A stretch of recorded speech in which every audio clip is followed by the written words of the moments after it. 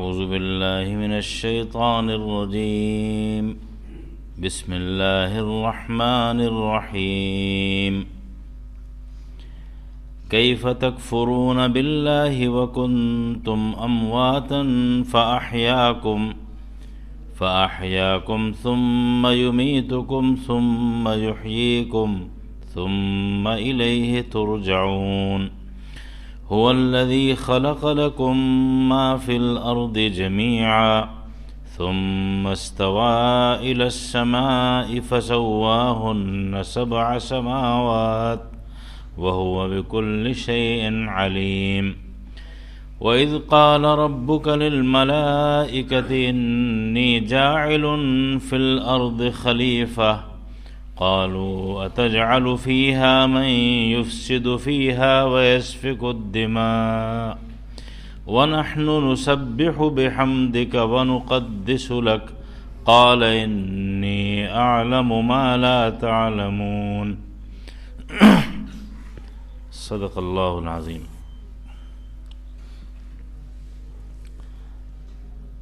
محترم بزرگوں اور دینی و ایمانی بھائیوں،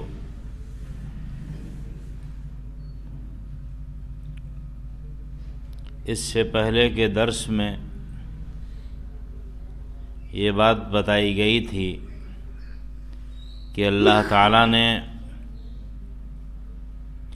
انسان کے اندر بہت سارے دلائل رکھے ہیں، بہت ساری نشانیاں اللہ نے رکھی ہیں جس سے انسان غور کر کے اللہ کو پا سکتا ہے، پہچان سکتا ہے اور اللہ کی معرفت حاصل ہو سکتی ہے.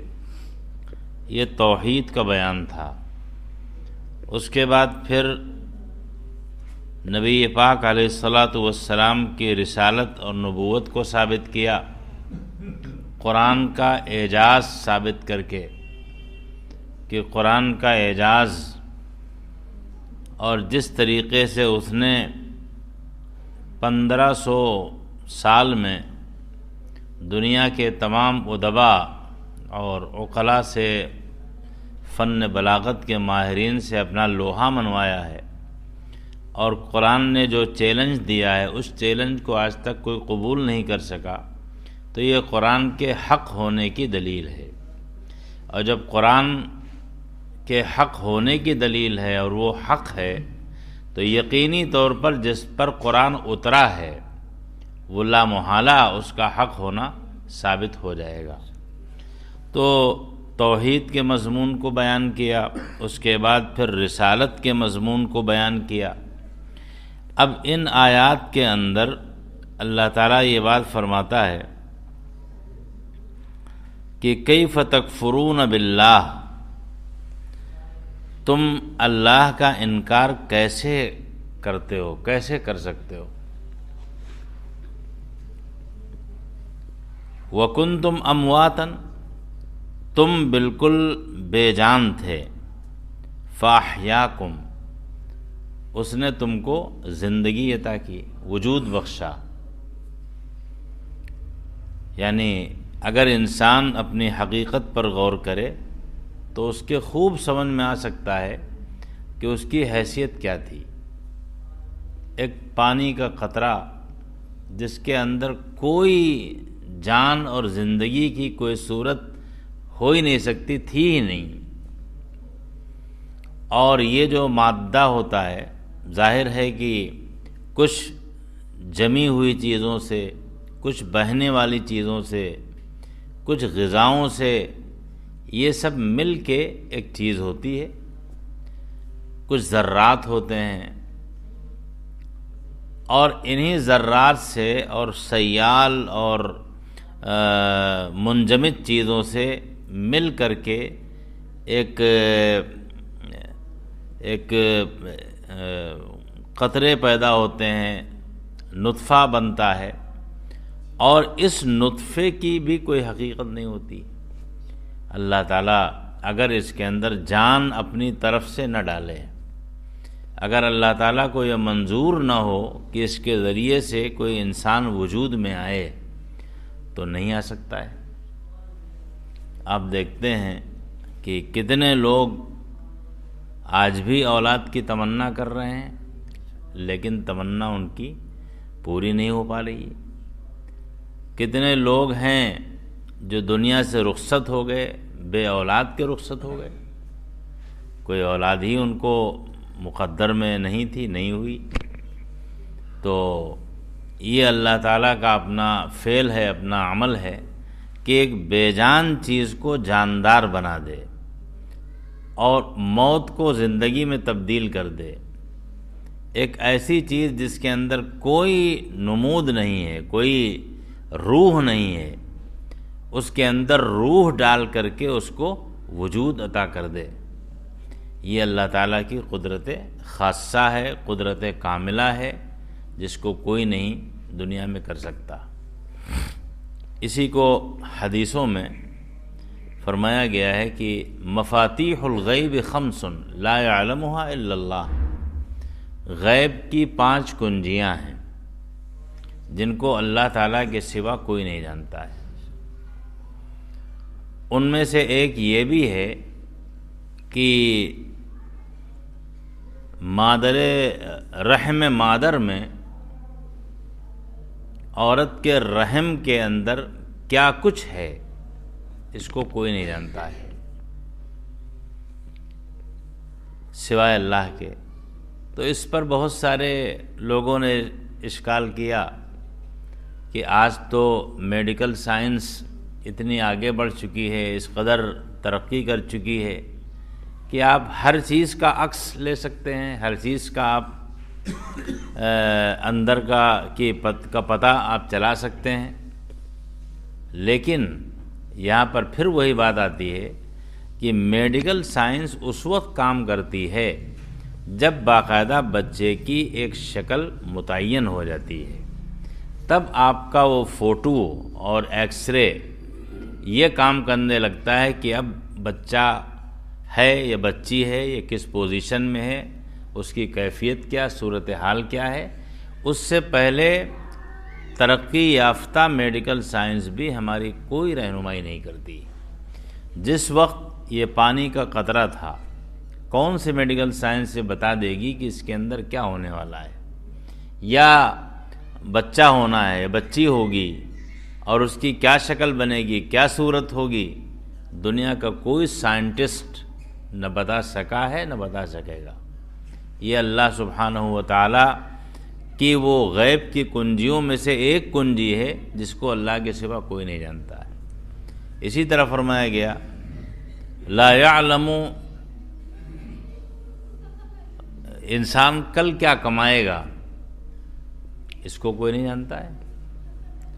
کوئی یہ نہیں جانتا ہے کہ اس کی موت کہاں آئے گی، کس جگہ آئے گی، کوئی نہیں جانتا ہے۔ آپ دیکھیے کبھی ایسا ہوتا ہے کہ آدمی کا وقت قریب آیا، جاتا ہے حج کرنے اور وہاں موت آ جاتی، کسی کو امید بھی نہیں ہوتی۔ بسا اوقات جوانی میں ہو جاتا ہے، بسا اوقات ایک ایسی عمر میں ہو جاتا ہے جب کہ موت کی کسی کو یقین بھی نہیں ہوتا ہے کہ موت کا یہ وقت ہے۔ کبھی ایسا ہوتا ہے کہ آدمی سفر کر جاتا ہے کہیں تجارت کی غرض سے، وہاں جا کے بس جاتا ہے، وہیں اس کا انتقال ہو جاتا ہے۔ رہنے والا کوئی کہاں کا ہے، انتقال کہاں ہوتا ہے، اس کی مٹی کہاں ہوتی۔ مولانا محمد علی جوہر رامپور کے رہنے والے، رامپور میں پیدا ہوئے۔ گول میز کانفرنس لندن میں منعقد ہوئی، وہاں گئے، راؤنڈ ٹیبل کانفرنس، گول میز کانفرنس، اس میں شرکت کی۔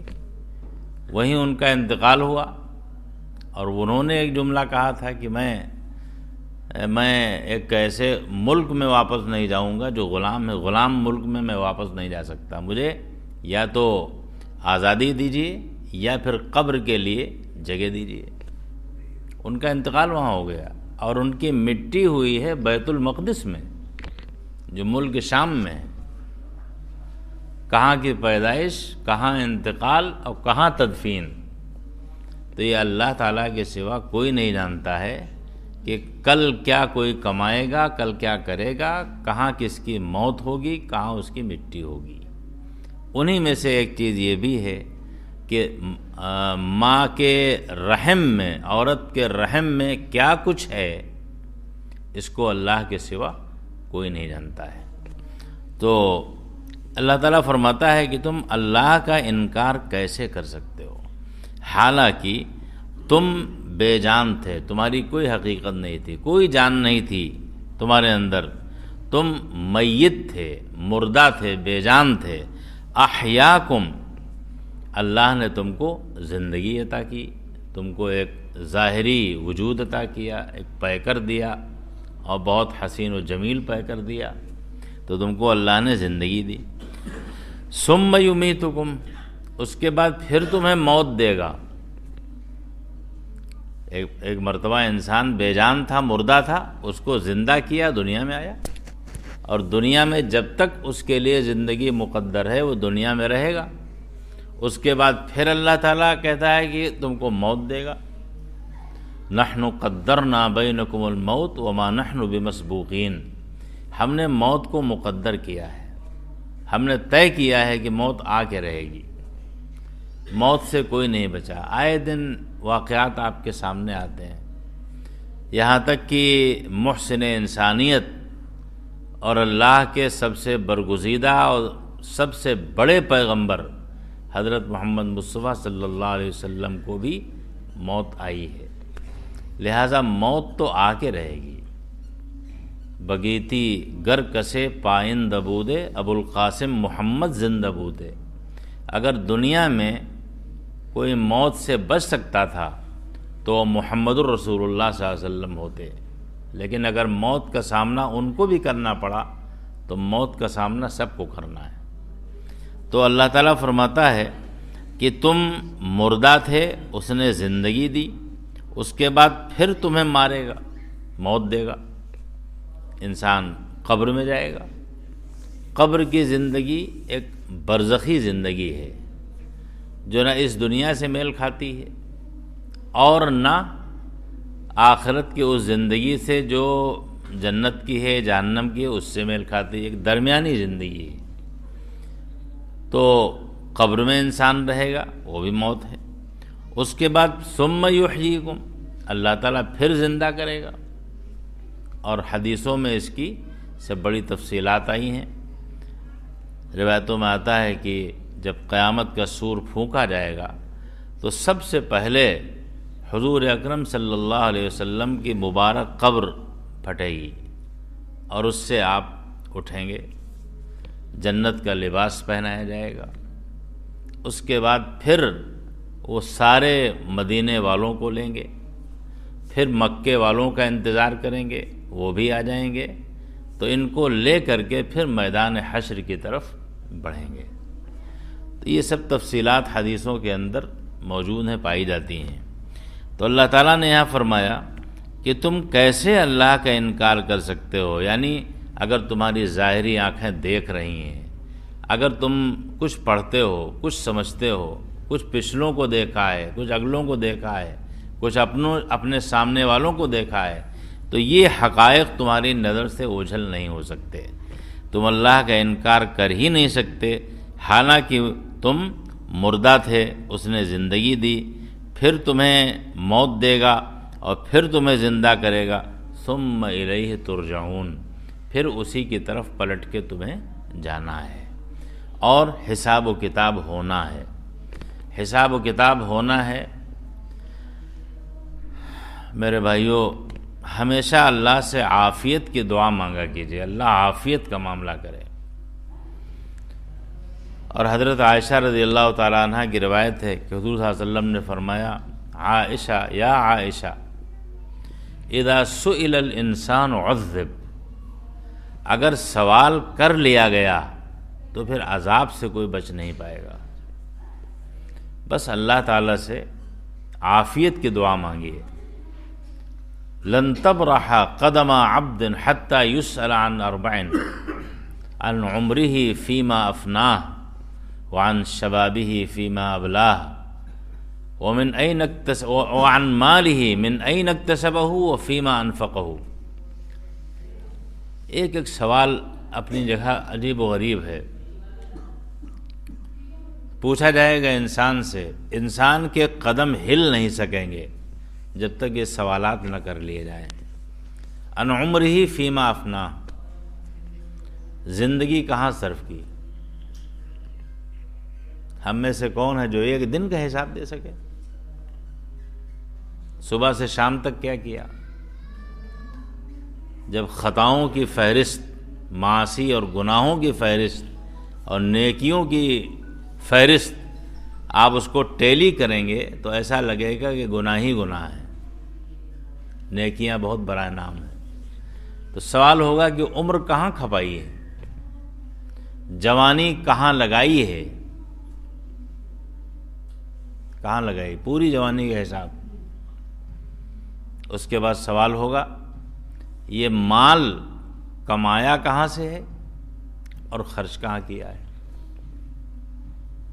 اب دیکھیے یعنی کتنا سٹیک سوال ہے اور کتنا پریشان کرنے والا سوال ہے. من این اکتسبہ وفیما انفقہ. اسلام نے جو کانسیپٹ دیا ہے وہ کانسیپٹ ایسا ہے کہ آمدنی بھی معلوم ہو اور حلال طریقے سے ہو، اور خرچہ بھی معلوم ہو اور جائز راستوں میں ہو. یہ اسلام کا ایک کانسیپٹ ہے. آئے حلال اور جائے حلال، دونوں میں سے کوئی ایک چیز بھی گڑبڑ ہے تو سمجھ لیجئے ساری دولت عکارت ہے، بیکار ہے. اگر کمائی حرام کی ہے تو وہ کسی کام کی نہیں ہے، وہ نجاست ہے.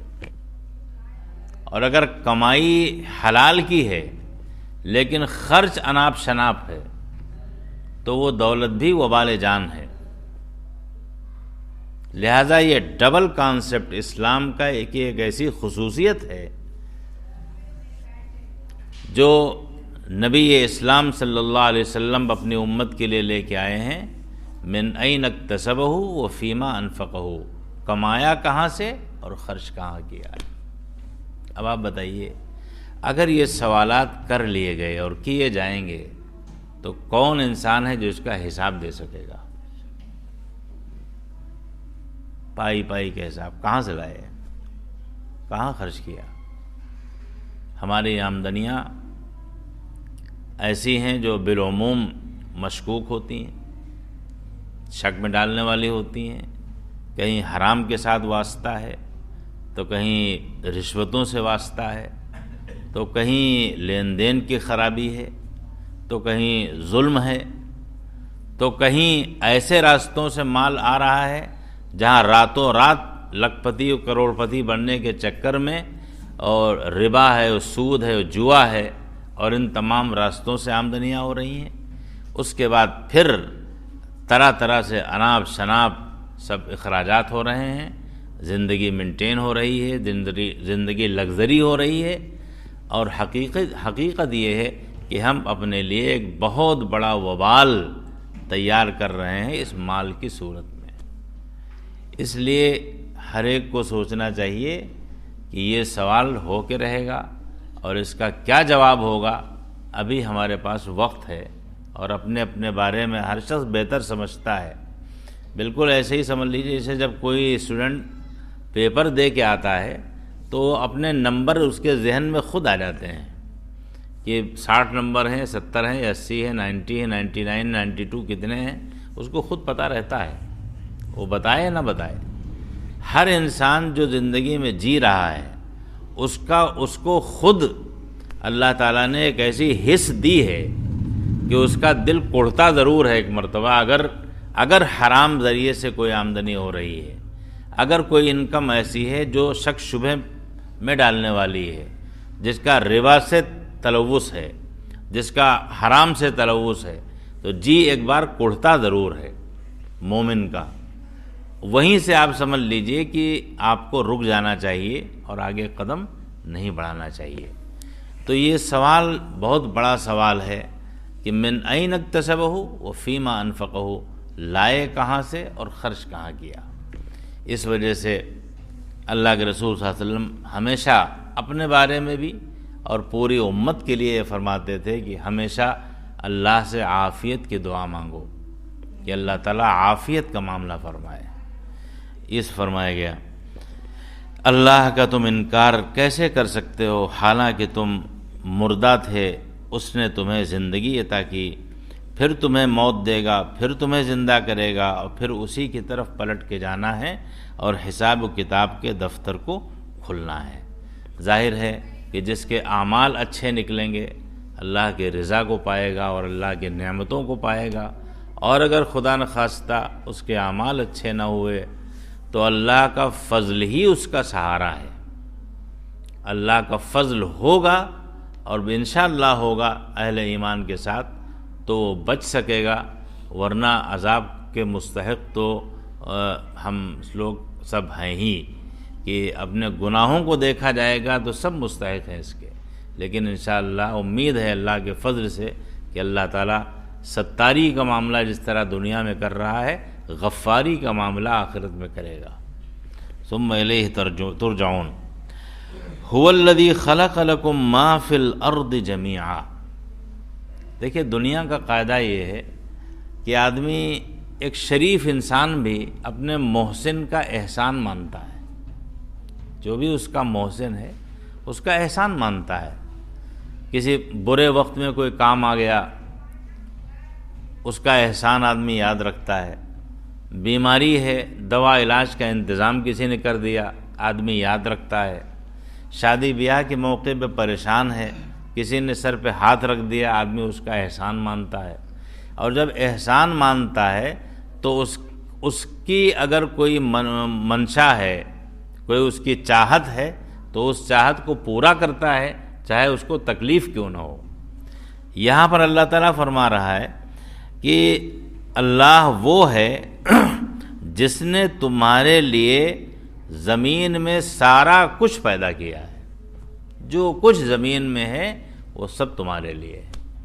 یہ ہوا، یہ غذا اور یہ فضا، یہ کھیتیاں اور یہ اناج اور یہ غلے اور یہ پھل اور یہ فروٹ، یہ راستے، یہ پہاڑیاں، یہ سبزہ، سورج و چاند، شمس، قمر، اور جناب کائنات جو رنگا رنگ ہے، جو بو قلموں کائنات ہے، اس پوری کائنات اور اس کے اندر جو کچھ بھی ہے اللہ تعالیٰ فرماتا ہے کہ سب تمہارے لیے ہے۔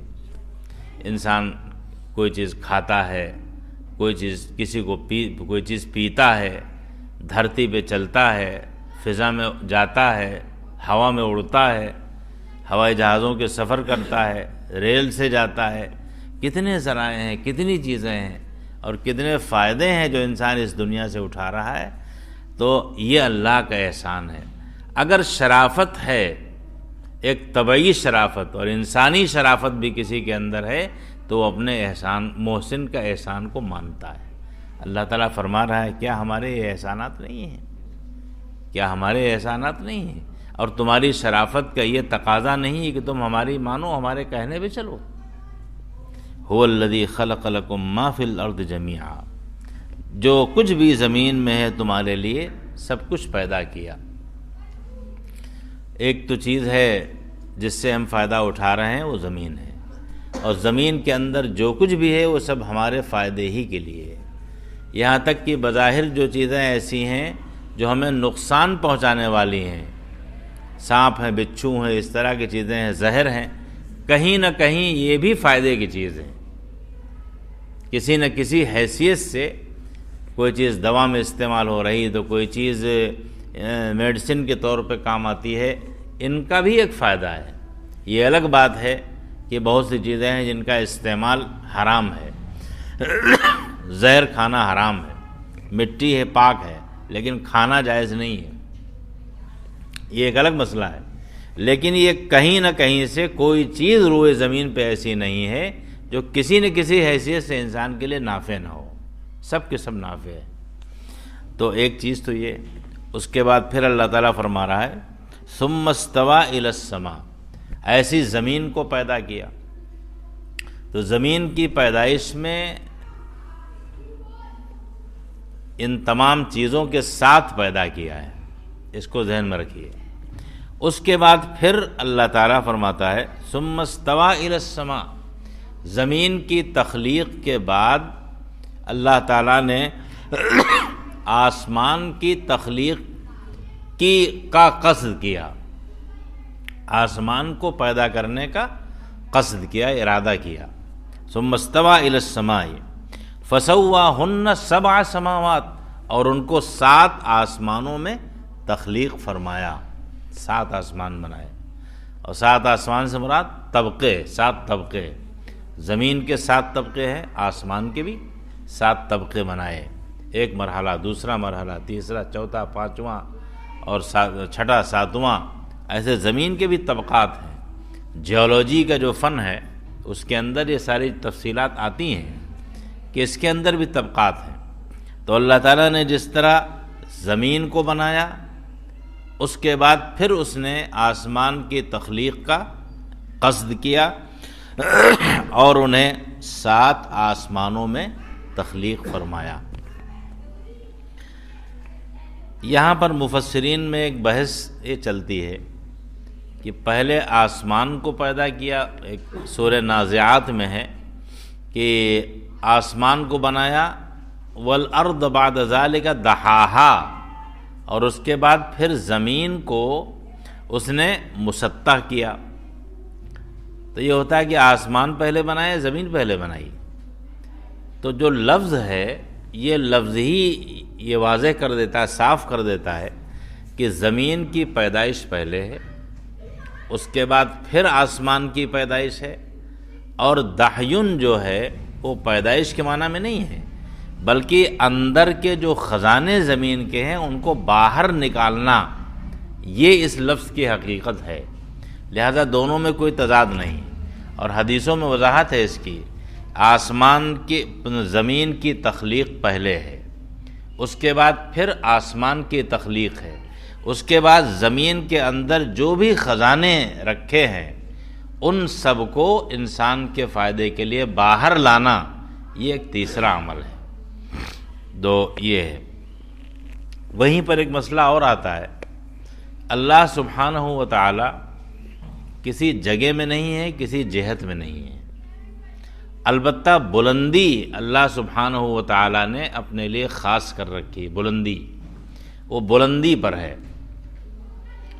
لہذا کبھی یہ ذہن میں نہ آئے کہ کیوں، اس لیے کہ جب ہم کہتے ہیں کہ اللہ تعالیٰ کہیں جلوگر ہے، فروکش ہے، کہیں مقیم ہے، تو یقینی طور پر بات ذہن میں آتی ہے کہ اللہ تعالیٰ کا کوئی جسم ہے، کوئی اس کا وجود ہے، کوئی شکل ہے، وغیرہ وغیرہ۔ تو اس موقع پر حضرت امام مالک رحمۃ اللہ علیہ نے ایک بڑا اچھا جملہ ارشاد فرمایا ہے، جو تمام اہل سنت والجماعت نے اس کو اختیار کیا ہے، اور وہی پسندیدہ قول ہے اس میں۔ وہ کہتے ہیں الاستواء معلوم، کہ اللہ تعالیٰ عرش پر مستوی ہے، عرش پر مستوی ہے۔ الاستواء معلوم والکیف مجہول، اس کی کیفیت کیا ہے، اس کی شکل کیا ہے، کس طریقے سے وہ عرش پر ہے، یہ معلوم نہیں ہے۔ الاستواء معلوم والکیف مجہول والسؤال عن هذا بدعۃ، اور اس کے بارے میں سوال کرنا یہ بدعت ہے، اس لیے کہ اللہ تعالیٰ نے جس چیز کو بیان نہیں کیا ہے اس کو ہم اپنی طرف سے وضاحت اس کی نہیں کر سکتے۔ والایمان بہ واجب، اور اس کے اوپر ایمان لانا واجب ہے کہ اللہ تعالیٰ عرش پر مستوی ہے، اس ایمان لانا واجب ہے۔ کیوں؟